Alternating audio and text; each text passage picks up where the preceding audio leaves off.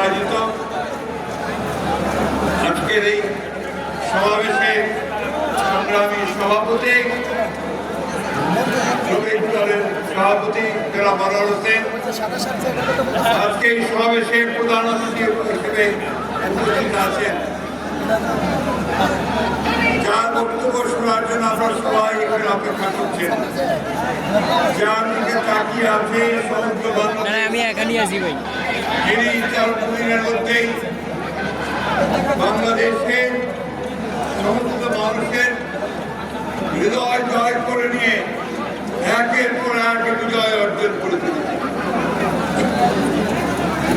তিনি বাংলাদেশের পা দেওয়ার সঙ্গে সঙ্গে প্রথম যে কথাটি বলেছিলেন যে আই হ্যাভ এ প্ল্যান, সেই কথাটিকে সামনে নিয়ে আমাদের এই মহান নেতা, সংগ্রামী নেতা জনাব তারেক রহমান আজকের এই শ্রমিক সমাবেশের প্রধান অতিথি।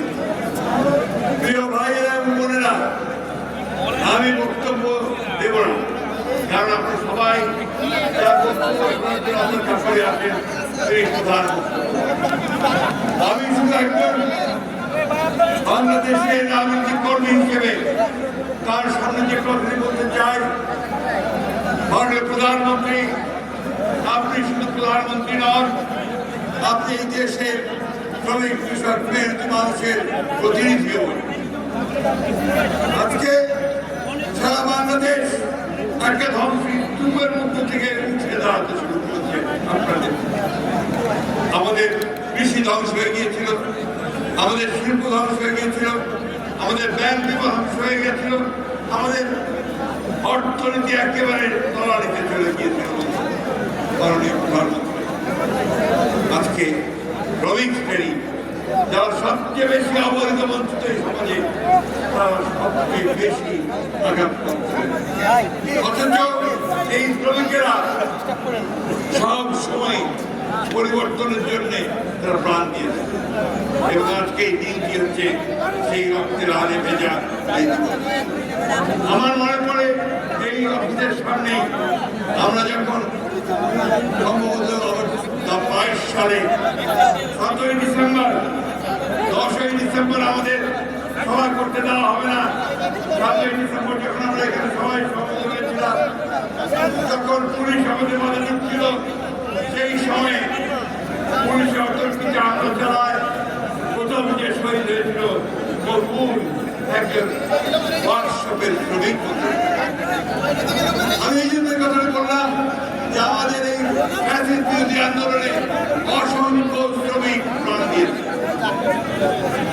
প্রিয় প্রধানমন্ত্রী, আজকে আপনি কয়েকদিন আগে, দুদিন আগে ঘোষণা দিয়েছেন সরকারদেরকে দিয়ে রিলিজ করার জন্য, পুনর্বাসন করার জন্য। আমরা অত্যন্ত আনন্দিত হয়েছি, কারণ এই মানুষেরাই শুধু আমাদের অগ্রসেরা নিয়ে আমাদের লড়াই। তাই আজকে আমি প্রধানমন্ত্রী আপনার কাছে বিনীতভাবে অনুরোধ জানাতে চাই, এই শ্রমিকদের যে ন্যূনতম মজুরি যে কথাটা শেয়ার করেছে আমাদের নেতা,